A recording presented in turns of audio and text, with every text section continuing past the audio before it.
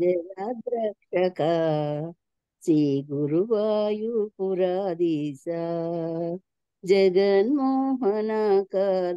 జగద్రక్షక శ్రీ గురువాయూపురాధీశ గోకుల నందన గోకుల హరే గోవత్సల గోకుల పాల గోకుల నందన గోకుల హరే గోవత్సల గోకుల పాల కువలయ హస్తి మీపై చండ కోపముతో దుముకగా సజీవములో దాని ఉన్నదాని కుంభమును గుద్ది గుద్ది వాని నుండి ముత్యములు రాలగా వాటిని నీ స్నేహితులకిచ్చి వాటితో రాధకు హారము చేయించమంటివి స్వామి. జగన్మోహనకార జగద్రక్షక శ్రీ గురువాయూపురాధీశ జగన్మోహనకార జగద్రక్షక శ్రీ గురువాయూపురాధీశ గోకుల నందన గోకుల వత్స హరే గోకుల నందన గోకుల వత్స హరే చాణూర మల్లులను నీ అన్నయైన బలరాముడితో కలసి ముష్టి యుద్ధము చేసి వారిని హతమార్చితివి స్వామి. అది చూసి కంసుని గుండెలు దడదడలాడెను. అంత కంసునిపై కత్తి అంత మీపై కంసుడు కత్తి దూయగా అతని మంచెపైకెగరి గుండెలో గుద్ది గుద్ది హతమార్చితివి స్వామి. జగన్మోహనాకార జగద్రక్షక శ్రీ గురువాయూపురాధీశ గోకుల నందన గోకుల హరే శ్రీ గోకుల వత్స గోకుల పాల మధుర ప్రజలంతా మేమెంతో ధన్యులమైతిమి మీ లీలలన్నీ చూడగలిగితిమి అని సంతసించిరి. నింగిన నిలచిన 300 కోట్ల దేవతలు ఆనందముతో పుష్పవర్షము కురిపించిరి స్వామి. మధురకు మీ తాతయైన ఉగ్రసేనుని రాజుగా చేసి నంద యశోదలతో ఆశీర్వచనము తీసుకొంటిరి స్వామి. జగన్మోహనకార జగద్రక్షక శ్రీ గురువాయూపురాధీశ జగన్మోహనకార జగద్రక్షక శ్రీ గురువాయూపురాధీశ గోకుల నందన గోకుల హరే శ్రీ గోకుల వత్స గోకుల పాల గోకుల నందన గోకుల హరే గోవత్సల గోకుల పాల జగన్మోహనాకార జగద్రక్షక శ్రీ గురువాయూపురాధీశ హరే. సర్వం శ్రీకృష్ణార్పణమస్తు. బాగుందండి, బాగుంది. థ్యాంక్ యూ అమ్మా. ఏంటంటే మీరు ఏంటంటే 2-3 దశకాలకు ఒక్కొక్కటి కలుపుకొని ఒక పాటగా కట్టండి.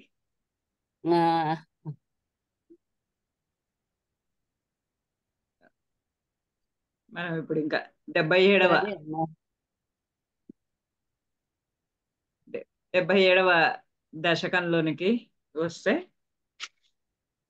మొన్న మనము మధ్యలో వదిలేసాము. ఇందులో ఈ భాగంలో జరాసంధుడి కథ, కుబ్జ అనుగ్రహము, జరాసంధుడి కథ అవి ఉన్నాయి.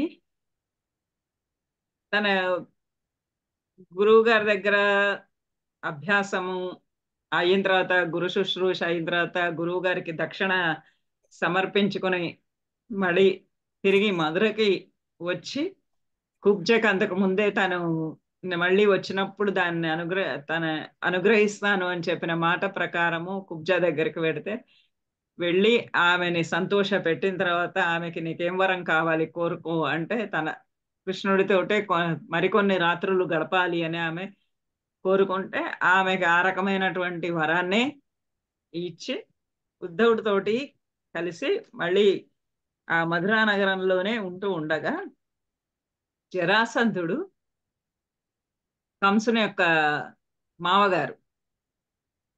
అతడు కంసుని కృష్ణుడు వధించాడు అనే కోపంతో ఆ కృష్ణుడి మీదకి దండెత్తి, మధురా నగరి పైకి దండెత్తి కృష్ణుడిని సంహరించాలని ఆ మహా సైన్యాన్ని తీసుకొని వస్తే, ఆ సైన్యాన్ని అంతటినీ కూడా కృష్ణుడు స్వర్గలోకం నుండి ఇంద్రుడు పంపించినటువంటి రథాన్ని అధిరోహించి, అల్పమైనటువంటి సేననే ఉన్నప్పటికీ కూడా ఆ అనల్పమైనటువంటి జరాసంధుడి సేనంతా కూడా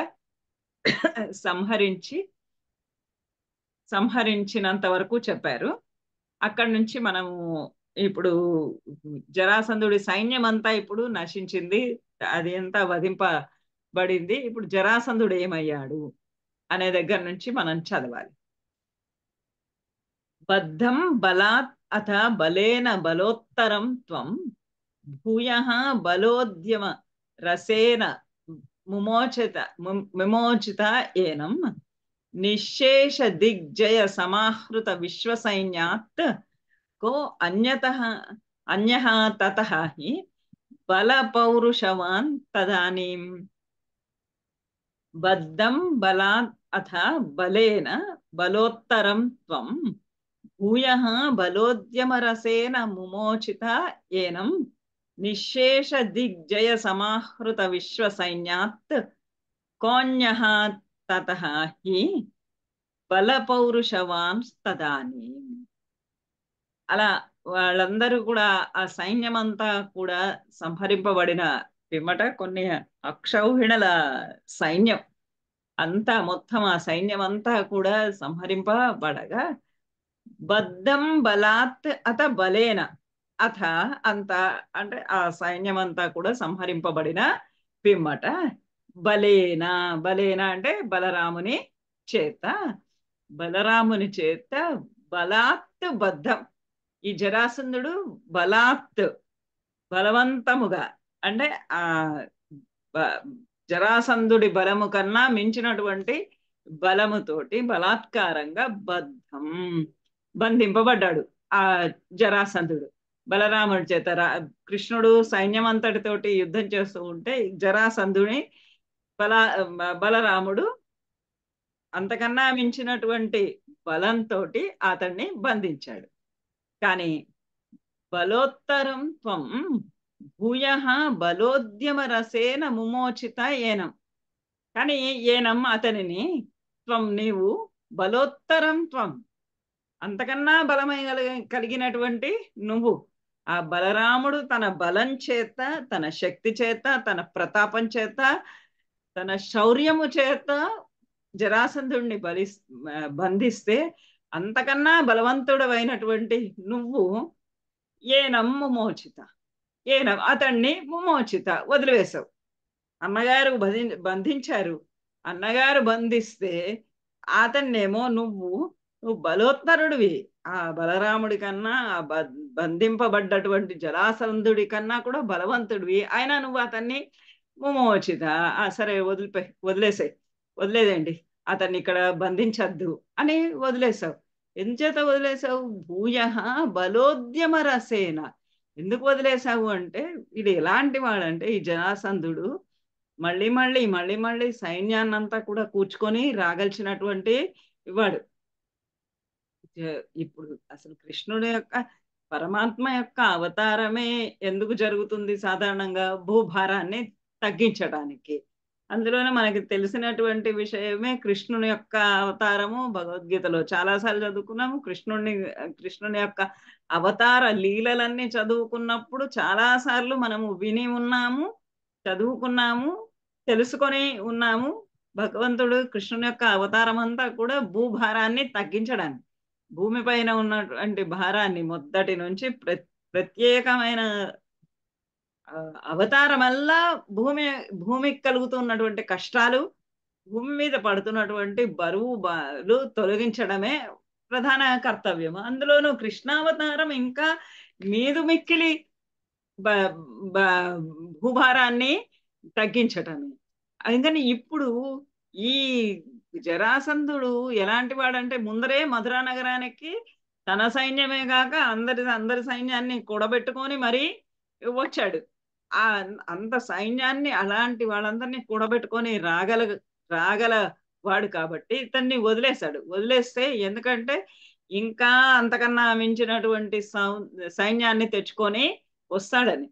బల ఉద్యమ రసేన ఆ ఆ బలోత్తరుడు అయినటువంటి నువ్వు బలోద్యమ రసేన ఇంకా బలమును తెచ్చుకొని వస్తాడు అనేటటువంటి రసేన, అటువంటి ఆసక్తి చేత బల ఉద్యమ రసేన ఇంతకన్నా మించినటువంటి బలములనన్నింటినీ కూడా సంహరించాలని, వాటిలన్నింటితోటి ఎదిరించాలని, ఆ సైన్యాన్నంతా నిర్మూలించాలి అనేటటువంటి రసేన అనేటటువంటి కోరిక చేత, ఆసక్తి చేత భూయ ఏనం ముమోచిత ఇతన్ని నువ్వు మళ్ళీ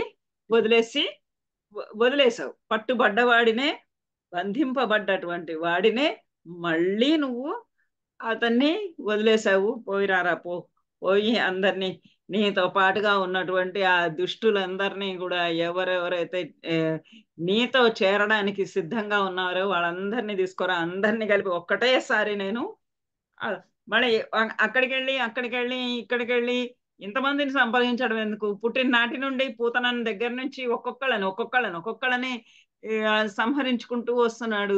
భూమికి భారంగా ఉన్న వాళ్ళని, కష్టాలు కలిగిస్తున్న వాళ్ళందరినీ ఒక్కొక్కరుగా చేసుకుంటున్నాడు. ఎందుకు ఇప్పుడు అంతా ఒక్కొక్కరుగా చేయటము? మొత్తం అంతా కలిపి ఒక్కటిసారి వస్తే కుమ్మడిగా వాళ్ళందరినీ కూడా సంహరింపవచ్చు అన్నటువంటి ఒక కోరిక చేత, ఒక ఆసక్తి చేత అతన్ని నువ్వు వదిలేసావు. అతడు మరి అందరినీ కలుపుకొని రాగలిచినటువంటి వాడు. ఎవరు కలుస్తారు? జరాసంధుడితోటి కలవాలి అని అంటే వాళ్ళందరూ కూడా కృష్ణుని యొక్క ప్రత్యర్థులే అవ్వాలి. కృష్ణుడు అంటే ఇష్టం ఉన్న వాళ్ళు, కృష్ణుడితోటి స్నేహం చేయాలనుకున్న వాళ్ళు, కృష్ణుడిని తమవాడిగా భావించే వాళ్ళెవ్వరూ కూడా అక్కడ వచ్చి జరాసంధుడి పక్షాన చేరరు.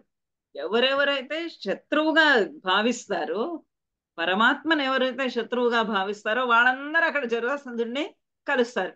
ఆ జరాసంధుడితో కలిసి వాళ్ళందరూ మొత్తంగా వచ్చేస్తారు అనేటటువంటి కోరికతోటి వదిలిపెట్టావు. వాడు అలాంటి వాడే నిజంగానే. ఎందుచేత అంటే నిశ్శేష దిగ్జయ సమాహృత విశ్వ సైన్యాత్. వాడు ఎలా వచ్చేస్తాడు ఈసారి? విశ్వ సైన్యాత్, విశ్వంలో ఉన్నటువంటి సైన్యాన్నంతటిని సమీకరించుకొని వచ్చేసాడు. నిశ్శేష దిగ్జయ, నిశ్శేషంగా, శేషం లేకుండా సంపూర్ణంగా దిగ్జయ, దిక్కులన్నీ జయించి, అన్ని వైపులకు వెళ్ళి అన్ని రాజ్యాలు జయించి, ఆ రాజ్యాలు జయించిన తర్వాత ఆ రాజ్యాలలో ఉన్నటువంటి సైన్యాన్నంతటినీ కూడా సమాహృత సమీకరించుకొని వచ్చాడు. ఆ సమీకరించుకొని విశ్వ సైన్యాన్ని అన్ని దిక్కుల, ఈ వైపు, కుడివైపు, ఎడమ వైపు, ఉత్తరం వైపు, దక్షిణం వైపు, పడమర వైపు అని కాదు, అన్ని వైపులను, అన్ని రాజ్యాలను జయించి, అందరు రాజులని ఓడించి, వాళ్ళ సైన్యాన్నంతా, ఎప్పుడైనా కానీ రాజు ఒక రాజ్యం పైనకి యుద్ధానికి వెళ్తే ఆ రాజుని గెలిచాడంటే వాళ్ళంతా, ఆ సైన్యం అంతా ఈ రాజుతోటి కలిసిపోయిందే అవుతుంది కదా. అలా ఆ అందరినీ కలిపేసుకొని విశ్వ సైన్యంగా చేసుకొని, విశ్వమంతా కృష్ణుడిని ఎదిరించాలనుకున్నటువంటి వాళ్ళందరినీ కలిపి సమీకరించుకొని, సమాహృతం చేసుకొని, సమీకరించుకొని వాళ్ళందరికి వచ్చినటువంటి ఆ విశ్వ సైన్యం కలిగినటువంటి అతని కో అన్యః తతః హి బల పౌరుషవాన్ తదానే. అలా విశ్వ సైన్యాన్నంతా కూడా సమీకరించుకొని తెచ్చుకున్నటువంటి అతను తదానీం, అప్పుడు అన్యః కః, ఇంకా వేరెవడు ఉంటాడు? అంత విశ్వాన్నంతా కూడా, విశ్వ సైన్యాన్నంతా కూడా సమీకరించుకొని వచ్చినటువంటి అతని కన్నా అన్యః కః, వేరేవాడు ఎవ్వడుంటాడు? బల పౌరుషవాన్, బల పౌరుషములు, బలము, శక్తి సామర్థ్యాలు, పౌరుషము, శౌర్య ప్రతాపములు కలిగినటువంటి వాడు. పౌరుషము బలము కలిగినటువంటి వాడు ఈ జరాసంధుని కన్నా కూడా మించినటువంటి వాడు ఇంకెవడుంటాడు. అంతమందిని తీసుకొచ్చాడు. మొత్తము విశ్వంలో ఉన్నటువంటి సైన్యాన్నంతా కూడా సమీకరించుకొని తీసుకొని వచ్చాడు. అటువంటి ఇతని కన్నా ఆ సైన్యం కన్నా మించినటువంటి బలశాలి, పరాక్రమశాలి, ప్రతాపశీలుడు ఇంకా కహ అన్య తతః అంటే అంత. అప్పుడు కహ అన్య, ఇంకా వేరే ఎవరు ఉంటారు అంటే, ఇప్పుడు కృష్ణుడు ఇంత సైన్యాన్ని ఎదిరించాలి. ఇప్పుడు అంత విశ్వ సైన్యాన్నంతా కూడా తెచ్చుకొని వచ్చాడు వాడు. ఆ వచ్చినటువంటి జరాసంధుణ్ణి మట్టు పెట్టాలి ఇప్పుడు కృష్ణుడు అంటే ఇంకా ఎంత బలం ఉండాలి. అటువంటి బలాన్నంతటిని కూడా సంహరించాలి అన్నటువంటి ఉత్సుకతతోటే అతన్ని వదిలిపెట్టాడు. ఇప్పుడు అతడేమో మరి ఇంత సైన్యాన్ని తెచ్చుకొని వచ్చాడు. వచ్చి భగ్నః సహ లగ్న హృదయ అపి నృపైః ప్రణున్నో యుద్ధం త్వయా వ్యధిత షోడశ కృత్వా ఏనం అక్షౌహిణీ శివ శివ శివ శివ అస్య జగంథ విష్ణోః సంభూయ స స ఏకనవతిత్రిశతం తదానీం భగ్నస్స లగ్న హృదయః అపి నృపైః ప్రణున్నో యుద్ధం త్వయా వ్యధిత షోడశ కృత్వ ఏవం అక్షౌహిణీః శివ శివాస్య జగంథ విష్ణో సంభూయ స ఏకనవతిత్రిశతం తదాని. అలా వస్తున్నటువంటి అంత ధైర్యంతో వస్తూ ఉన్నాడు వాడు ఆ జరాసంధుడు. జరాసంధుడు వచ్చిన అంత విశ్వ సైన్యంతో కలిసి అతడు అంత బలపరాక్రమశాలి అయి వచ్చినప్పటికీ కూడా వాడికి ధైర్యం లేదు కృష్ణుడితోటి పోరాడటానికి. భగ్న సహ లగ్న హృదయ అపి అతడు ఆ జరాసంధుడు భగ్న ఓడింపబడ్డాడు. అంత సైన్యాన్ని తీసుకొచ్చిన అంత బలపరాక్రమశాలి అయి వచ్చినా కూడా అతడు భగ్న ఓడింపబడ్డాడు. భంగపాటు పొందాడు కృష్ణుడి తోటి. లగ్న హృదయ అపి ఆ భంగపాటుతోటి కుంగిన హృదయం కలిగినటువంటి వాడు అయినప్పటికీ కూడా నృపైః ప్రణున్న రాజులందరూ ఓడిపోయినప్పటికీ కూడా ఓడిపోయి అతడు అంత తన హృదయాన్ని ఆ ఓటమికి లగ్నము చేసేసినప్పటికీ కూడా నృపైః ఆ ఇతర రాజులు ఏ రాజులైతే ఇతనితో పాటు కూడి వచ్చారో ఆ విశ్వ సైన్యం అంతా ఎవరైతే ఉన్నారో వాళ్ళందరూ కూడా ప్రణున్న వారి చేత ఆ నృపైః ఆ రాజులందరి చేత ప్రణున్న ప్రోత్సహింపబడ్డాడు. ఎగదోయబట్టం అంటారు కదా తెలుగులో. ప్రణున్న ఆ కింద ఇట్లా పడుతున్న వాడిని పైకి ఇట్లా లేపి వాళ్ళంతా ఆ రాజులంతా కూడా యుద్ధం త్వయా వ్యధిత షోడశ కృత్వ ఏం. అలా ఓడిపోతున్నాడు, దుఃఖంలో వెళ్ళిపోతున్నాడు, అవమానాల పాలవుతున్నాడు, పరాజయ పాలైపోతున్నాడు. అయినా సరే ఆ రాజులందరూ అతన్ని ప్రేరేపిస్తూ ఉన్నారు. లేదు నువ్వు యుద్ధానికి వెళ్ళు అని. ఇలా వాళ్ళందరి చేత ప్రేరేపింపబడుతూ ప్రోత్సహింపబడుతూ షోడశ కృత్వ 16 సార్లు మళ్ళీ త్వయా యుద్ధం వ్యధిత తయా నీ చేత ఈ విధంగానే యుద్ధం చేస్తూనే ఉన్నాడు. ఒకసారి కాదు, 2 సార్లు కాదు. వచ్చినటువంటి ఓడిపోయిన ప్రతిసారి మళ్ళా వెనక్కి వెళ్ళి ఆ రాజులందరి చేత, మిగతా పక్కన ఉన్నటువంటి రాజులందరి చేత పైకి తోయబడి ప్రోత్సహించబడి ప్రేరేపింపబడి మళ్ళా వెనక్కి వస్తున్నాడు. ఆ వెనక్కి వచ్చి మళ్ళీ యుద్ధం చేస్తూ ఉన్నాడు. యుద్ధం త్వయా వ్యధిత షోడశ కృత్వై. అలా నీ చేత ఓడింపబడుతున్నాడు, వ్యధను పొందుతూ ఓటమి యొక్క వ్యధను అనుభవిస్తూ ఉన్నాడు. ఆ వ్యధను అనుభవిస్తూ కూడా షోడశ కృత్వ 16 సార్లు మళ్ళీ తిరిగి ఉన్నాడు. బహుశా మహమ్మద్ గజనీకి అన్నగారు అయి ఉంటాడు.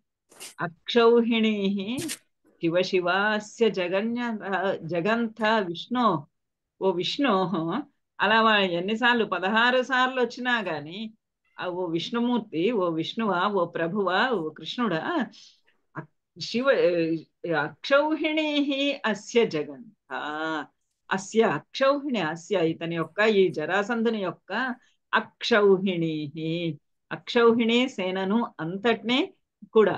అక్షౌహిణి సేన అంటే సామాన్యమైనటువంటి సేన కాదు. అందులో రథాలు ఉంటాయి, గుర్రాలు ఉంటాయి, ఏనుగులు ఉంటాయి, పదాతి దళము ఉంటుంది. అంతా కలిపి 1,00,000కు పైన, 1,00,000-1,50,000, 2,00,000 సైన్యము ఉంటుంది. చతురంగ బలం అంటారు. ఆ చతురంగ బలాన్ని అంతటిని కూడా జగంతా నువ్వు సంహరించి వేశావు. అతడు 16 సార్లు వచ్చాడు. 16 సార్లు నువ్వు అతన్ని భంగపాటు పొందించావు, అతన్ని పరాజయ పాలు చేసేసావు, జగంత అందరినీ సంహరించేసావు. వస్తున్నాడు, సంహరిస్తూ ఉన్నా. అలా అలా సంభూయ స ఏకనవతి త్రిశతం తదాని, అలా వెళ్ళిపోతున్నాడు వస్తున్నాడు, వెళ్ళిపోతున్నాడు వస్తున్నాడు 16 సార్లు. ఎలా ఎంతమంది సేనలతోటి వచ్చాడంటే, అక్షౌహిణి 1 కాదు, 2 కాదు, 3 కాదు, 15 కాదు, మహాభారత యుద్ధంలో లాగా 18 అక్షౌహిణిల సేన కాదు. ఇక్కడ ఎంతమంది సేన వచ్చారంటే, సంభూయ అంత కలిసి, ఎంత మంది ఆ రాజులతోటి కలిసి వచ్చిన సహా ఏకనవతి త్రిశతం, ఏకనవతి, ఏక 1, నవతి అంటే 90, అంటే 91, 91 మాత్రమేనా? త్రిశతం, త్రిశతం, త్రిశతం 300, 391 అక్షౌహిణి సేనను కలిపి అతడు తీసుకొస్తే తదాని, అప్పుడు ఆ 391 అక్షౌహిణి సేనలతో అతడు వస్తే అందరినీ కూడా విష్ణు, ఓ విష్ణువా, జగంతా నువ్వు చంపి వేసావు, సంహరించి వేసావు. శివశివ, శివశివ అంటే ఇట్లా పట్టుకొని అంటాం కదా, శివశివ, శివశివ. అతడు అలా 16 సార్లు నీ మీదకి దండెత్తి వస్తూ ఉంటే, మిగతా రాజుల యొక్క ప్రేరేపణతోటి అలా 16 సార్లు నీ మీదకి దండెత్తి వస్తూ ఉంటే, ఎంత ఓటమికి పాలుపడ్డా, ఎంత ఓటమి యొక్క అవమానాలన్నింటినీ కూడా భరించి ఉన్నా, దానికి దుఃఖపడుతూ ఉన్నప్పటికీ కూడా, అలా నువ్వు ఎంత అతనిని వ్యధకి గురి చేస్తూ ఉన్నా కూడా అతడు అలా వస్తూనే ఉన్నాడు.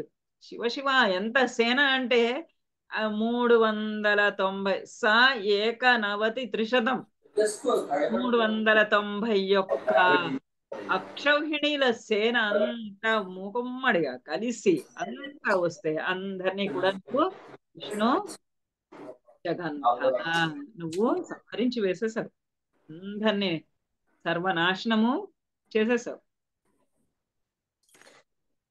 ఇంకా అతడు అన్నిసార్లైనా ఆపుతున్నాడా? లేదు, ఆపకుండా వాడు ఎట్లా అంటే, ఎక్కడెక్కడ దుర్మార్గులు దుష్టులు ఉన్నారో వాళ్ళందరినీ ఇట్లా కూడబట్టుకొని తీసుకురాగలిసినటువంటి సామర్థ్యం ఉన్నవాడు. ఎక్కడెక్కడ ఉన్న వాళ్ళనైనా సరే తనతో కూడా తన మాట నెగ్గించుకోగలిసినటువంటి సామర్థ్యం ఉన్నటువంటి వాడు. వాళ్ళందరినీ అన్నిసార్లు, అనేక సార్లు వాళ్ళందరినీ పిలుచుకొని రాగలుగుతున్నాడు. అలా వచ్చి 18 అస్య సమరే సముపేయుషి త్వం దృష్ట్వా పురో అథ యవనం యవన త్రికోట్య త్వష్ట్రా విధాప్య పరమాశు పయోధి మధ్యే తత్రాథ యోగబలతః స్వజనాన్ అనైషీః. 18 అస్య సమరే సముపేయుషి త్వం దృష్ట్వా పురో అథ యవనం యవన త్రికోట్య త్వష్ట్రా విధాప్య పురమాశు, పరమాశు అన్నది, పురమాశు పయోధి మధ్యే తత్రాథ యోగబలతః స్వజనాన్ అనైషీః. ఈ జరాసంధుడు మళ్ళీ వచ్చాడు. మళ్ళీ 16 సార్లు అయిపోయింది, మరి 17సారి కూడా వచ్చి వెళ్ళిపోయి ఉండాలి. వెళ్ళిపోయి 17సారి కూడా వచ్చి భంగపాటు పొందిపోయి ఉండాలి. ఇప్పుడు 18వ వస్తున్నాడు మళ్ళా. అష్టాదశ అష్టాదశ 18వ అస్య సమరే సముపేయుషి. ఇవి యుద్ధానికి మళ్ళీ 18వ మళ్ళీ అతడు యుద్ధానికి సముపేయుషి వస్తూ ఉంటే నువ్వు దృష్ట్వా చూసావు. 18వ కూడా ఇతడు వస్తున్నాడు ఏంటి, ఎక్కడి నుంచి ఇంత సైన్యాన్ని తెచ్చుకొని వస్తున్నాడు అని నువ్వు తేరుపారా చూసేటప్పటికి అక్కడ పురహ అథ యవనం యవన త్రికోట్య అథ అంత నువ్వు కళ్ళెత్తి ఎదురుగా ఉన్న వాళ్ళు ఎవరు, ఇంత 18వ కూడా ఇంకా ఎంత సైన్యం తెచ్చుకొని వస్తున్నాడు, ఎక్కడి నుంచి వస్తున్నాడు అని ఎదురు చూసేటప్పటికి పురహ ఎదురుగా ఎవరున్నారంటే యవనం ఒక యవనుడు.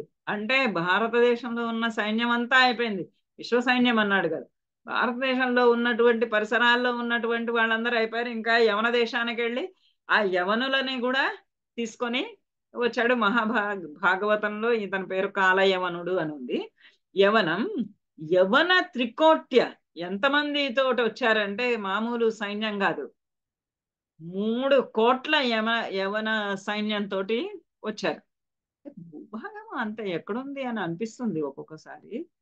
యవన త్రికోట్య 3 కోట్ల యవన సైన్యాన్ని అంతటిని కూడా తీసుకొని వచ్చినటువంటి ఆ యవనుణ్ణి అథ అంత పురహ దృష్ట్వా నువ్వు ఎదురుగుండా చూసావు. 3 కోట్ల మంది జనము వచ్చేసి మధురా నగరం పైన పడుతున్నారు. ఈ 3 కోట్ల జనము వచ్చేస్తే ఈ మధురలో ఉన్నటువంటి జనానికి చోటెక్కడుంది? అంతమంది పరాయి దేశస్తులు యవనులు మీద పడిపోతూ ఉంటే ఈ 3 కోట్ల యవన సైన్యాన్ని నుంచి తన వాళ్ళని రక్షించుకోవాలి కదా. అందుకని ఇమ్మీడియట్ గా ఏం చేశాడంటే స్పష్ట విధాప్య పురమాశు పయోధి మధ్య, ఇంకెక్కడా చోట్లేదు బాబాయ్, ఈ నేలంతా కూడా ఈ 3 కోట్ల యవనులతో నిండిపోతోంది అని పయోధి మధ్యే, మనకి ద్వారక నీళ్లలో మునిగిపోయింది అంటారు కానీ అసలు కట్టడమే నీళ్లలో కట్టాడు.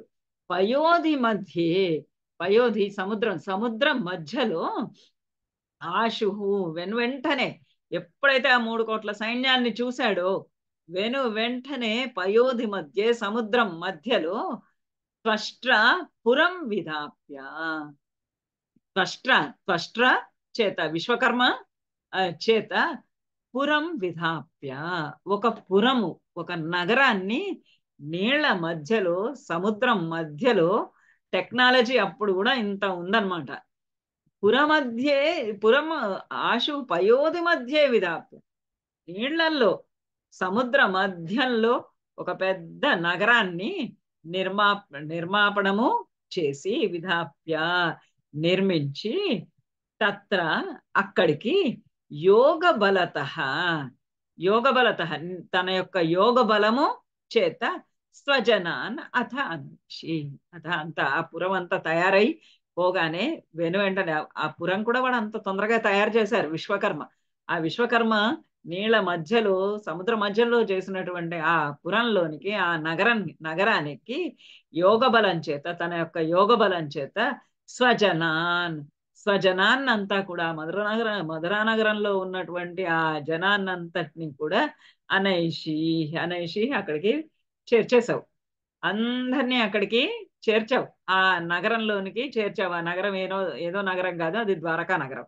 ఆ ద్వారకా నగరంలోనికి మొత్తం ఇక్కడ ఉన్నటువంటి జనాన్నంతా తీసుకొని వెళ్ళి అక్కడ సేఫ్ గా జాగ్రత్తగా వాళ్ళందరూ అక్కడ ఉండిపోయేటట్టుగా నీ యొక్కటువంటి యోగ బలం చేత, నీ యోగ శక్తి చేత, యోగ సామర్థ్యం చేత వాళ్ళందరినీ అక్కడికి మెల్లగా పంపించి వేశావు. స్వజన అన్నారు, నీ మనుషులందరినీ కూడా అక్కడికి పంపించేశావు. అక్కడికి పంపించేసి అంటే తన వాళ్ళంతా కూడా అక్కడ జాగ్రత్తగా ఎటువంటి ప్రమాదానికి లోను కాకుండా వాళ్ళందరూ అక్కడ ప్రశాంతంగా ఉన్నారు.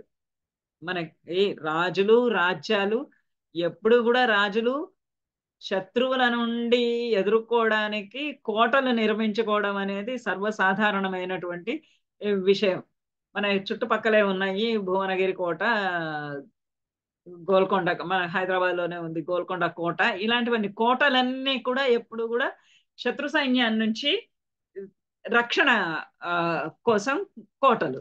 రాజభవనాలన్నీ కూడా ఎటువంటి శత్రువులు ఆపదలు లేనప్పుడు హాయిగా ప్రశాంతంగా ప్రజలందరూ ఉండడానికి ప్రజలందరూ రాజుగారు ఉండడానికి ప్రజలందరితోటి కలవడానికి కట్టుకునేవన్నీ రాజభవనాలు, ప్యాలెసెస్ అంటాం కదా ఇవి. ఫోర్ట్లన్నీ కూడా శత్రు సైన్యాన్ని నుంచి రక్షణ కోసం. ఇప్పుడు ఇక్కడ కూడా కృష్ణుడు కూడా తన జనాల యొక్క స్వజనం యొక్క రక్షణ కోసంకి సముద్ర మధ్యలో మరి 3 కోట్లు సరిపోదు ప్లేస్. అందుకని 3 కోట్ల జనాన్ని నుంచి యవన సైన్యం నుంచి తన వాళ్ళని రక్షించుకోవటం కోసము నీటి మధ్యలో ఒక నగరాన్ని నిర్మించి ఆ నిర్మించిన నగరంలోనికి అందరినీ కూడా తన యోగ మాయ చేత యోగ బలం చేత వాళ్ళందరినీ అక్కడికి పంపించేసి ఇంకా ఇప్పుడు అన్నదమ్ములు ఇద్దరే ఉన్నారు.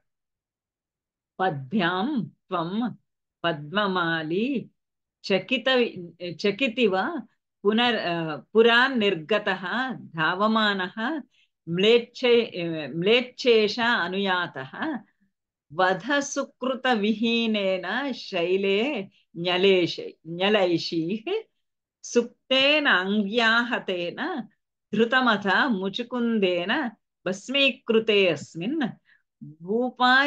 భూపాయాస్మై గుహాంతే సులలిత వపుష తస్థిషే భక్తి భాజే. పద్భ్యాం త్వం పద్మమాలి చకితివ పురా నిర్గత ధావమాన మ్లేచ్ఛేషేణ అనుయాత వధ సుకృత విహీనేన శైలే న్యలేషి సుప్తేనాంగ్యాహతేన ధృతమథ ముచుకుందేన భస్మీకృతే అస్మిన్ భూపాయాస్మై గుహాంతే సులలిత వపుష తస్థిషే భక్తి భాజే. అలా వాళ్ళందరినీ తన జనాన్నంతటినీ కూడా అక్కడికి పంపించేసి ఆ ఒక సురక్షితమైనటువంటి నగరంలో తన ప్రజలందరినీ ఉంచేసి తానొక్కడు మాత్రం పద్భ్యాం త్వం నీవు పద్భ్యాం నడక ఒక వాహనం రథం లాంటి వాహనాలు అవి లేకుండా కేవలం కేవలం నడకతోటి పద్మమాలి త్వం పద్మమాలి నువ్వు పద్మమాలివి ఓ పద్మాల మాల ఒక వనమాలి అని కృష్ణుడిని అంటాం కదా. వనమాలి ఒక పూలమాలని ధరించినటువంటి నువ్వు పద్భ్యాం నడకతో చకితివా ఏదో భయపడుతున్నట్టు అంటే ఈ యవన సైన్యాన్ని చూసి నువ్వు భయపడుతూ ఉన్నట్టుగా పురాత్ నిర్గత ఆ పురం నుంచి బయటికి వచ్చేసి వాళ్ళందరిని అక్కడ పంపించేసి నువ్వు ఒక్కడివి బయటికి వచ్చి అదేదో ఈ యవన సైన్యాన్ని యవనుణ్ణి చూసి భయపడుతూ ఉన్నట్టుగా పురాత్ నిర్గత పురం నుంచి బయటకు వచ్చి ధావమాన పరిగెత్తుతున్నాం. ఆ పురం నుంచి వచ్చి బయటకు వచ్చేసేసి కాళ్ళతోటి పరిగెత్తుతూ ఉన్నాం. పరిగెత్తుతూ ఉంటే మ్లేచ్ఛేషేన అనుయాత మ్లేచ్ఛేషేన ఆ మ్లేచ్ఛరాజు మన సాహిత్యంలో అంతా కూడా యవనులను మన భారతదేశంకి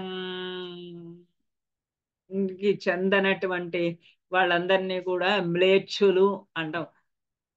మన సాహిత్యంలో చాలా పరిపాటి ఆ కాలంలో అంటే అలెగ్జాండర్ కన్నా పురుషోత్తముని కన్నా పూర్వకాలంలో అంతా కూడా మ్లేచ్ఛ రాజులు అనేవాళ్ళు. ఈ పర్షియా నుంచి వచ్చినటువంటి వాళ్ళని లేదా ఇంకెక్కడి నుంచి వచ్చిన వాళ్ళని కానీ అంటే భారతదేశం కాకుండా బయట నుంచి వచ్చిన వాళ్ళందరినీ కూడా మ్లేచ్ఛులు అనేవాళ్ళు. అదే ఒక పదము దుష్టులు అన్నటువంటి అర్థంలో వాడేది. మ్లేచ్ఛేషేన అనుయాత ఆ మ్లేచ్ఛ రాజు చేత అకాల యవనుని చేత అనుయాత నువ్వు అనుసరింపబడ్డావు.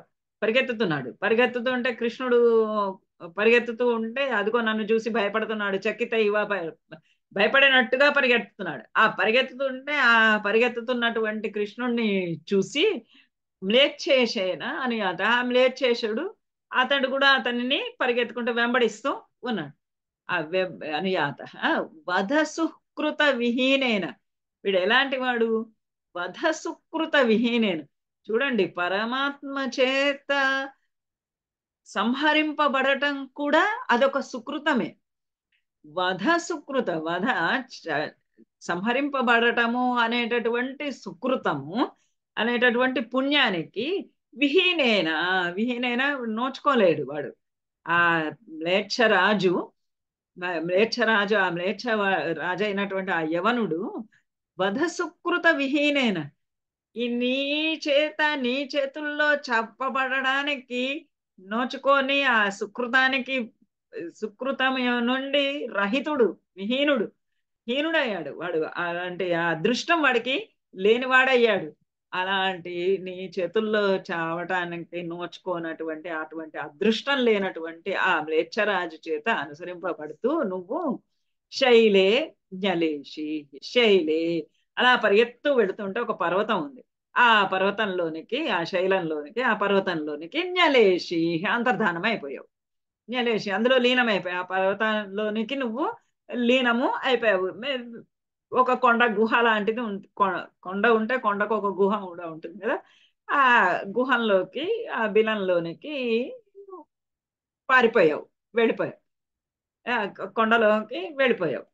వెళ్ళిపోయేటప్పటికి వాడు ఆ మ్లేచ్ఛుడు అనుయాత అనుసరిస్తూ ఉన్నాడు కదా, వాడు సుప్తేన అంగ్ర్యాహతేన ధృతమత ముచికుందేన భస్మీకృత అస్మిన్.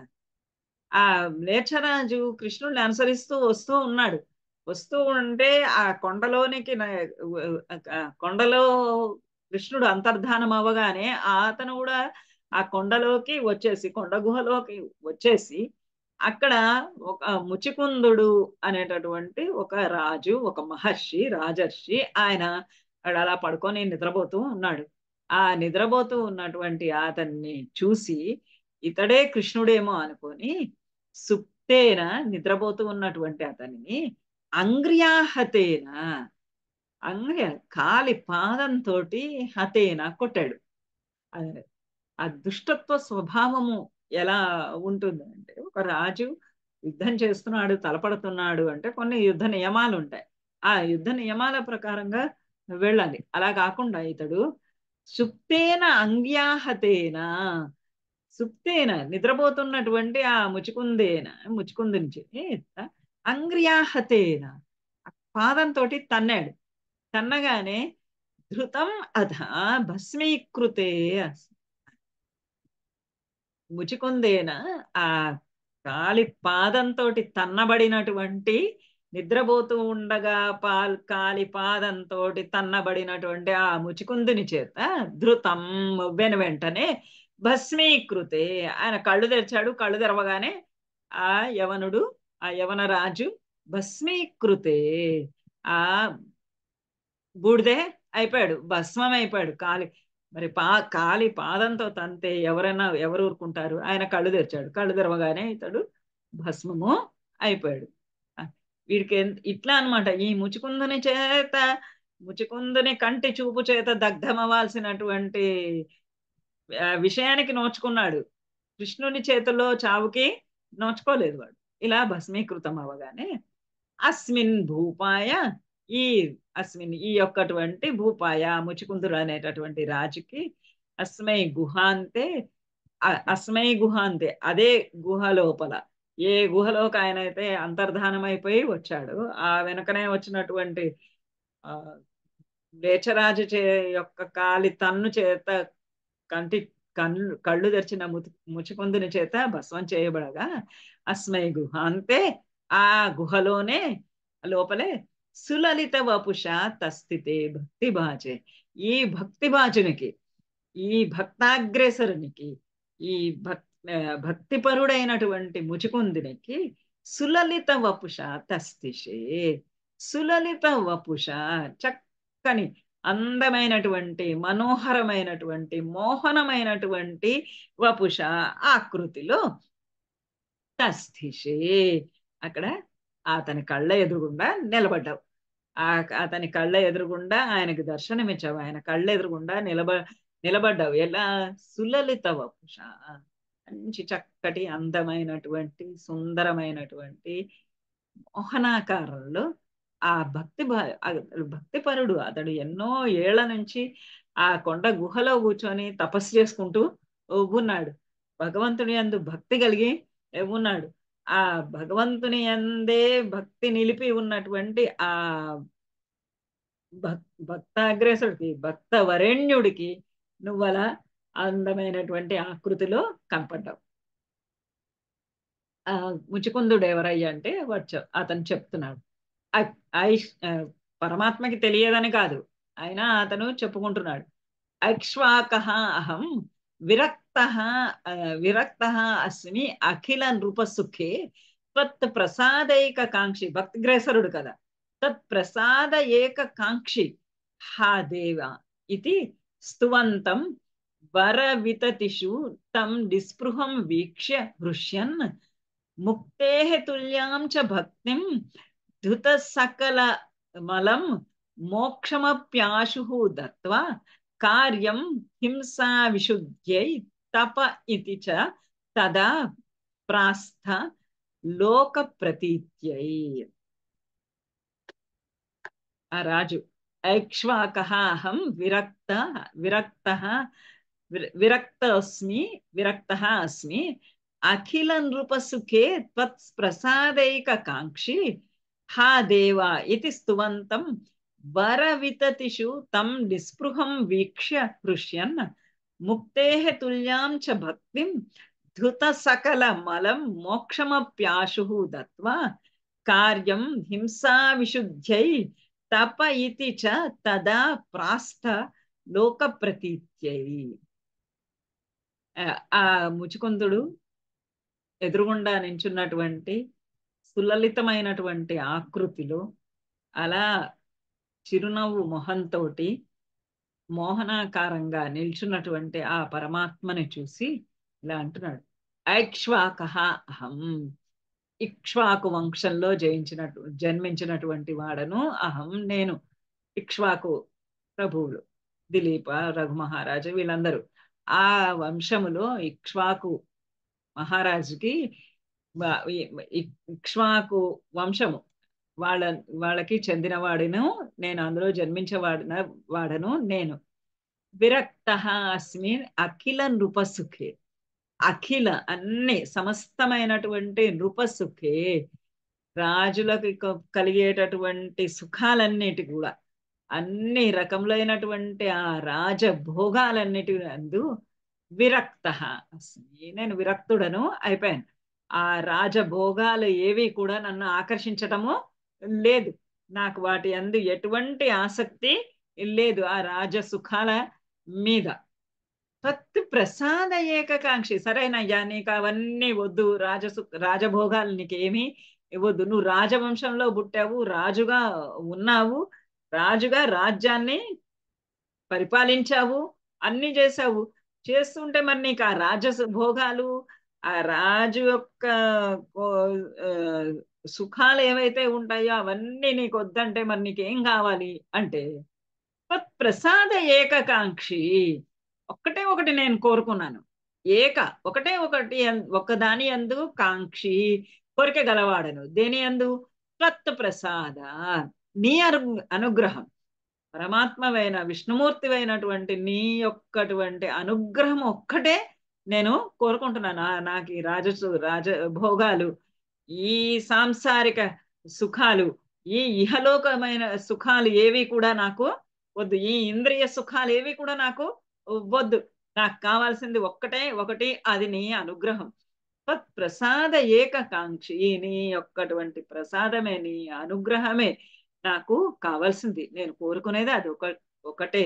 హా దేవా, ఓ దేవా, నేను అడిగేది ఒకటే ఒకటి, నీ అనుగ్రహం నాకు ఇవ్వు, నాకు ఈ రాజభోగాలు వద్దు, నాకు ఈ ఇంద్రియ సుఖాలు వద్దు, ఇహలోక సుఖములు ఏవి కూడా నాకు వద్దు, నేను వాటన్నింటి నుంచి విరక్తుడను అయిపోయాను, వైరాగ్యం కలిగింది నాకు, దాని మీద ఎటువంటి ఆసక్తి నాకు లేదు. నా ఆసక్తి అల్లా కేవలము నీ అనుగ్రహము యందే ఇది స్తువంతం అని స్తువంతం ప్రస్తుతిస్తూ ఉన్నటువంటి అతనికి వరవితతిషు తం నిస్పృహం వీక్ష్య, ఇది పోనీ ఇలాంటి వరం, ఆ రాజభోగాలు లాంటి వరం వద్దంటే ఇంకో వరం ఏదన్నా ఇద్దామా, ఇంకో వరం ఏదన్నా ఇద్దామా, ఇంకో వరం ఏదన్నా ఇద్దామా అని వర వితతిషు, ఒక రకమైనటువంటి వరం కాదు, వర వితతి, పలు రకాలైనటువంటి అనేకమైనటువంటి సమూహం, వరాల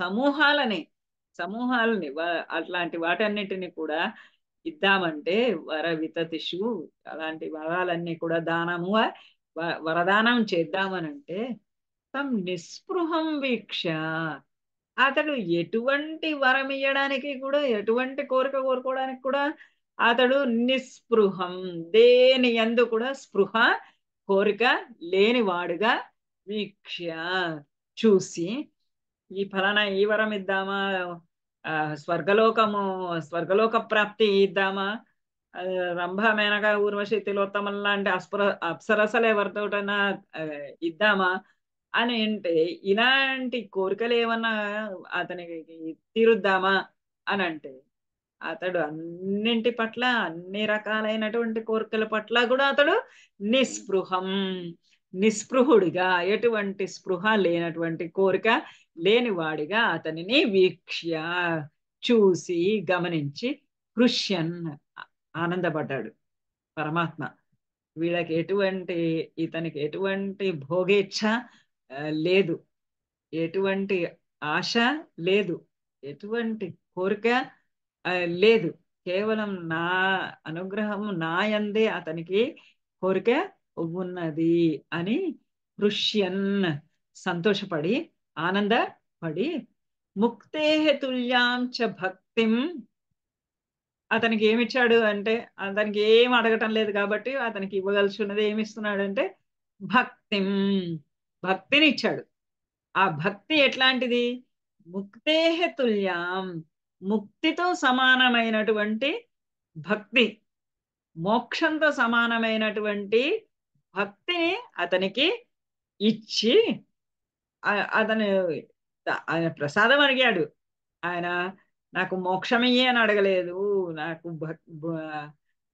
భక్తినివ్వు అని అడగలేదు, ఏమి అడగలేదు, నీ అనుగ్రహమే, నువ్వు ఏమి ఇవ్వదలుచుకుంటున్నావో అది ఇవ్వు, నాకు కావాల్సిందల్లా నువ్వు నా పట్ల ప్రీతిపాత్రుడమై ఉండాలని, అదే నేను అడుగుతూ ఉన్నది, నా పట్ల ప్రీతి కలిగి ఉండు, నాకేం కావాలో నువ్వే అది చూసుకో అంటే, ఇప్పుడు అతనికి మోక్షంతో సమానమైనటువంటి, ముక్తితో సమానమైనటువంటి భక్తిని ఇచ్చాడు. భక్తినిచ్చి ఇంకా ఏమన్నాడంటే ధృత సకల మలం మోక్షమపి ఆశు వెంటనే అది అయిన తర్వాత భక్తినిచ్చి, ఆ భక్తి తర్వాత ధృత సకల మలం మోక్షం ఎటువంటిది అని అంటే, సకల మలం, సకలం సర్వమైనటువంటి సమస్తమైనటువంటి మలినాలను, అనేక రకమైనటువంటి మలినాలు ఏవైతే ఉంటాయో ఆ మలినాలన్నింటినీ కూడా, ఆ మురికినంతటినీ కూడా, అంటే పూర్వజన్మలలో చేసుకున్నటువంటి కర్మ ఫలము ఏదైతే ఉంటుందో, మలము అని అంటే మనం ఒకటే దాన్ని ఊహించుకుంటాం మలము అని, అశుద్ధమైనటువంటి వాటిని గురించే మలం అంటాం. మనము పూర్వజన్మ నుంచి మనము సంక్రమించుకున్నటువంటి ఈ జన్మలో చేసుకుంటూ ఉన్నటువంటి కర్మలన్నీ కూడా మలములే. ఆ సకల మలం, అన్ని రకములైనటువంటి మలములు, మలినములు, మాలిన్యములన్నింటినీ కూడా ధుత కడిగి పారేసేటటువంటి, తొలగించేసేటటువంటి, తీసేసేటటువంటి మోక్షమపి ఆశువు దత్వ, మోక్షం కూడా ఆశువు వెంటనే దత్వ ఇచ్చి, ఇచ్చాడు. మోక్షం భక్తిని ఇచ్చాడు, మోక్షాన్ని కూడా ఇస్తున్నాడు. కానీ మోక్షం ఎప్పుడు ఇస్తున్నాడు అని అంటే, కార్యం హింసా విశుద్ధ్యై తపః ఇది, ఫస్ట్ చేయాల్సిందే, నీకు మోక్షం ఇస్తాను, మోక్షం అంతా కూడా నీలో ఉన్నటువంటి కల్మషమునంతటినీ కూడా నువ్వు చేసినటువంటి ఆ, ఆ, కృత కర్మలన్నింటి యొక్క కల్మషం ఏదైతే ఉందో ఆ కల్మషాన్నంతటిని తొలగించేటటువంటి మోక్షం ఇస్తా. ఆ మోక్షంతో సమానమైనటువంటి భక్తిని ఇస్తాను. ఈ భక్తి వల్ల ఏమైతుంది? నెక్స్ట్ ఎటువంటి కర్మలు నీకు అంటవు. ఎటువంటి కర్మ నీకు అంటనప్పుడు మోక్షము సులభము అవుతుంది. కానీ ఇప్పటిదాకా చేసినటువంటి కొన్ని కర్మలు ఉన్నాయి కదా, రాజుగా చేసినటువంటి రకరకాలైనటువంటి కృత్యాలు ఉన్నాయి. రాజుగా మరి జైత్రయాత్ర చెయ్యాలి, ప్రతి ఏడాది జైత్రయాత్ర చెయ్యాలి. అది రాజుగా ఉన్నటువంటి ఒక నియమం. శిక్షలు వేస్తూ ఉండాలి, తప్పు చేసిన వాళ్ళని దండిస్తూ ఆ, ఉండాలి. ఇలాంటివన్నీ రకరకాలైనటువంటివి, పన్నులు విధించాలి. ఇలా ఉండేవన్నిటి కూడా కార్యం హింసా విశుద్ధ్యై తపః. తపస్సు ఒకటి నువ్వు చెయ్యి, అది హింసా విశుద్ధ్యై. నువ్వు చేసినటువంటి ఇతపూర్వము రాజుగా ఉన్నప్పుడు నువ్వు చేసినటువంటి హింసలన్నింటినీ కూడా విశుద్ధ్యై, వాట్లన్నింటి నుంచి శుద్ధి పొందటం కొరకు తపః కార్యం, తపస్సు చెయ్యి. భక్తి ఏ భక్తితోటి నువ్వు చేస్తున్నావో ఆ నీకు ఇస్తున్నటువంటి, నేను అనుగ్రహిస్తున్నటువంటి ఆ భక్తితోటి నువ్వు తపస్సు చెయ్యి. ఈ తపస్సు నువ్వు చేసుకున్నటువంటి హింసలన్నింటి నుంచి కూడా విశుద్ధ్యై, అన్నింటినీ కూడా శుద్ధి పరచగలదు. అటువంటి తపస్సును నువ్వు చెయ్యి. ఇది తదా ప్రాస్థ. తదా అప్పుడు ప్రాస్థ అతనితోటి పలికావు. అతనితోటి ఈ విధంగా పలికావు. నువ్వు తపస్సు చేసుకో. తపస్సు చేసుకుంటే నీవు చేసినటువంటి పాపకర్మలు ఏవైతే ఉన్నాయో, హింసాకృత్యములు ఏవైతే ఉన్నాయో, వాటి అన్నింటి నుంచి కూడా విశుద్ధి పొందుతుంది. ఈ విశుద్ధి పొందినందువల్ల నువ్వు రాజుగా ఉన్నప్పుడు చేసినటువంటి మరి క్షత్రియ ధర్మాన్ని ఆచరించాలి. ఆచరించినప్పుడు అనేకమైనటువంటి హింసలు చేయాల్సి వస్తుంది. అవన్నింటినీ కూడా తొలగించుకోవడానికి తపస్సు చెయ్యి. ఆ కల్మషమంతా కూడా సకలమైనటువంటి ఆ కల్మషాలన్నీ కూడా నుంచి కూడా అంతా నువ్వు దూరం అయిపోయి అప్పుడు నువ్వు మోక్షాన్ని పొందగలవు. ఇది ప్రాస్థ అని అతనితోటి పలికావు. ఎందుకు పలికావు ఈ మాటలన్నీ అంటే, లోక ప్రతీత్యై. ఇతడికి ముక్తి ముక్తితో సమానమైనటువంటి భక్తిని ఇచ్చాడు. ఆ తర్వాత ఆ మోక్షం కూడా నీకు కలుగుతుంది అని అనుగ్రహం ఇచ్చాడు. మోక్షం కూడా కలుగుతుంది నీకు, సర్వ పాపములు సర్వ కల్మషములు కడిగి వేసేటటువంటి మోక్షం కూడా నీకు కలుగుతుంది అన్నాడు కదా. అన్న తర్వాత ఇంకా మళ్ళా తపస్సు చేసుకొని ఇంకొక సొల్యూషన్ ఒకటి ఇవ్వడం ఎందుకు అంటే, అది ఎందుకు చేత అంటే లోక ప్రతీత్యై, లోక ప్రతీతి కోసం, లోకానికి ఒక ప్రతీతి కొరకు, ఒక శిక్షణనివ్వడాని కొరకు, లోకానికి ఒకటి నేర్పించడం కొరకు. అయ్యలారా అమ్మలారా, మీరు ఎవరైనా ఏమైనా పాపం చేసి ఉండవచ్చు. ఆ పాపాల నుండి మీరు శుద్ధి పొందాలి అనంటే, ఆ కల్మషముల నుండి దూరంగా ఉండాలి అనంటే, దానికోసంకి తపస్సు ఆచరించాలి. ఆ తపస్సు ఎలా ఆచరించాలి అని అంటే, ముక్తితోటి సమానమైనటువంటి భక్తి కలగాలి. ఆ ముక్తితోటి సమానమైనటువంటి భక్తి ఎలా కలగాలి అని అంటే, త్వత్ప్రసాద ఏకకాంక్షి అయితేనే. ప్రభువు యొక్క అనుగ్రహము ఒక్కటిని కోరుకుంటూ కనుక భక్తి ఉంటే, ఆ భక్తి ద్వారా సకల కల్మషముల నుండి నివృత్తి కలిగి, ఆ ఆ భక్తితో చేస్తున్నటువంటి తపస్సు వల్ల సర్వ పాపముల నుండి, సర్వ కల్మషముల నుండి నివృత్తి కలిగి మోక్షము సంప్రాప్తిస్తుంది అని లోకానికి నేర్పించడం కొరకు, లోకానికి నేర్పించడం కొరకే అతనితోటి ఇలా నువ్వు ప్రాస్థ పలికావు అని. అది ఈ ప్రాస్థలోక ప్రతీత్య అన్నది నారాయణ భట్టాత్రి యొక్క ఆలోచన. ఆయన ఎందుకు చెప్పావయ్యా నువ్వు అని అంటే, తపస్సు చేయమని ఎందుకు అతను తపస్సు చేసుకుంటూనే ఉన్నాడు. తపస్సు చేస్తూ ఆ కొండ గుహలో ఉన్నాడు. ఆ కొండ గుహలో ఉన్నటువంటి వాడికి నువ్వు మళ్ళీ తపస్సు చెయ్యమని ఎందుకు చెప్తున్నావు అని అంటే, ఈ తపస్సు ఎలా చేయాలి ఇప్పుడు అని అంటే భక్తితోటి చేయాలి. ఆ భక్తి ప్రసాద భగవంతుని యొక్క ప్రసాదము కావాలి అని కోరుతూ, భగవంతుని అనుగ్రహం ఏదైతే కోరుతూ ఆ అనుగ్రహం కొరకయ్యే చేయాలి తపస్సు. చేసినప్పుడు నువ్వు మోక్షము సిద్ధిస్తుంది అని పలికాడు. తదను మథురాంగత్వ హత్వా చమూం యవనాహృతాం మగధపతిన మార్గే సైన్య పురేవ నివారిత చరమ విజయం దర్పాయస్మై ప్రదాయ పలాయిత జలధి నగరీం యాత పాతాళయేశ్వర ఇమాం ఇమాం. తదను మధురాం గత్వా హత్వా చమూం యవనాహృతాం మగధపతిన మార్గే సైన్యైః పురేవ నివారితః చరమ విజయం దర్పాయ అస్మై ప్రదాయ పలాయితః జలధి నగరీం యాతో వాతాలయేశ్వర పాహిమా. తదను ఆ తర్వాత అలా ఆ ముచుకుందునికి మోక్ష ప్రాప్తిని కలిగించిన తరువాత మధురాం గత్వా మధురకు వచ్చాడు. ఇక్కడ కేవలం ఆ యవన రాజు కృష్ణుడి వెనకాల వెళ్ళి అక్కడ భస్మమయ్యాడు. కానీ యవన సైన్యం అంతా ఉంది కదా, ఆ యవన సైన్యాన్నంతా కూడా తదను మధురాం గత్వా యవనాహృతాం చమూం హత్వా. యవనాహృతం ఆ యవనుడు ఆహృతం తీసుకొచ్చినటువంటి ఆ సైన్యాన్ని చమూం ఆ సైన్యాన్ని అంతటిని కూడా హత్వా వాళ్ళందరినీ కూడా సంహరించి ఆ 3 కోట్ల యవన సైన్యాన్ని అంతటినీ కూడా హత్వా చమూం హత్వా చమూం సైన్యాన్ని హత్వా వాళ్ళందరినీ వధించి మగధపతిన మార్గే సైన్యైః పురేవ నివారిత. మళ్ళీ ఆ మగధపతిన మగధరాజు చేత జరాసంధుని చేత మార్గే సైన్యైః పురేవ నివారిత. ఈ జరాసంధుడు ఆగడం లేదు.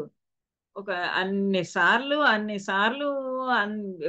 ఓడిపోతూ ఉన్నా సరే, పరాజయ పాలవుతున్నా సరే మళ్ళీ తిరిగి వస్తూనే ఉన్నాడు. మళ్ళీ ఇప్పుడు కూడా వచ్చాడు. మార్గే సైన్యైః పురా ఇవ, ఇంతకు ముందులాగానే నివారిత నివారిత అడ్డుకున్నాడు.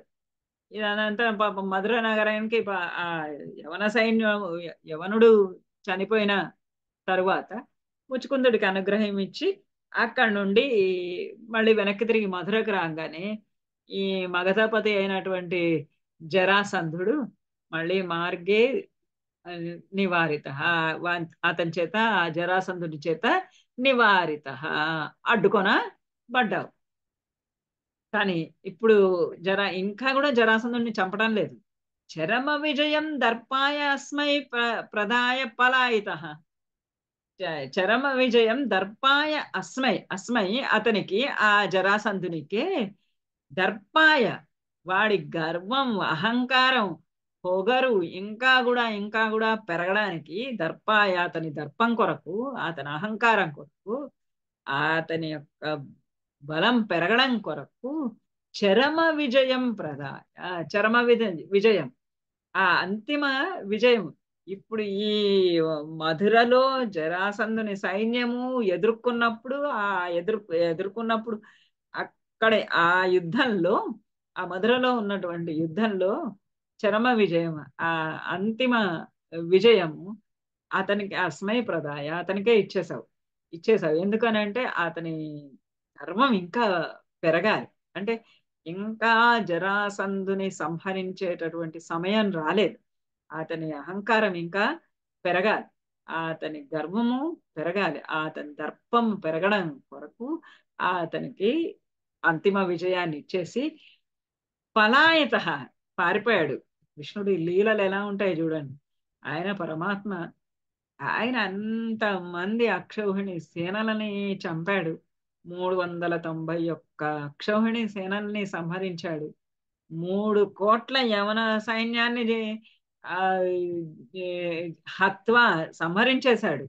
అలాంటి అతనికి ఇప్పుడు ఈ కొత్తగా జరాసంధుడు మళ్ళీ సైన్యాన్ని తీసుకొని వస్తే అది ఎంత మాత్రపు సైన్యం గనక అతని కృష్ణుడికి ఎదిరించడానికి అయినా సరే ఆహా కాదు ఇప్పుడు కాదు సమయము, ఈ వీడి అహంకారం ఇంకా పెరగని, గర్వం ఇంకా పెరిగిన తరువాత సంహరించాలి అని అతనికి వదిలేసి పలాయిత పారిపోయాడు. ఎక్కడికి పారిపోయాడు?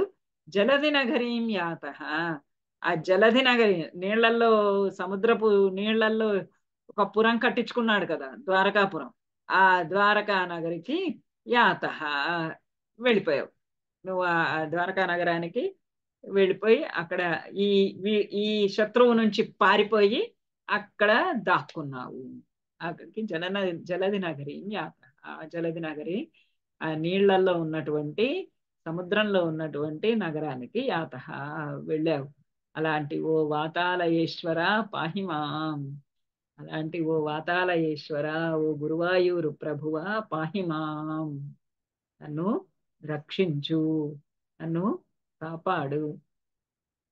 అలా ఆ జరాసంధుడికి కూడా ఇంకా ఎలాగైతే సమయం రాలేదో అతన్ని సంహరించడానికి, అలానే పాపం నారాయణ భట్టాత్రికి కూడా ఆయన యొక్క రోగాన్ని నిర్మూలించడానికి తగిన సమయం రాలేదనుకుంటా. లేదా ముచుకుందుడికి ఏ విధంగా అయితే భక్తి అనుగ్రహాన్ని ఇచ్చి అతనికి మోక్షాన్ని ఇచ్చావో, అలానే నాకు కూడా నీ యొక్కటువంటి అనుగ్రహాన్ని ఇచ్చి నా రోగాన్ని రూపుమాపు అని ప్రార్థించుకుంటూ ఈ 77వ దశకాన్ని ముగించారు నారాయణ భట్టాద్రి శ్రీమన్నారాయణీయంలో.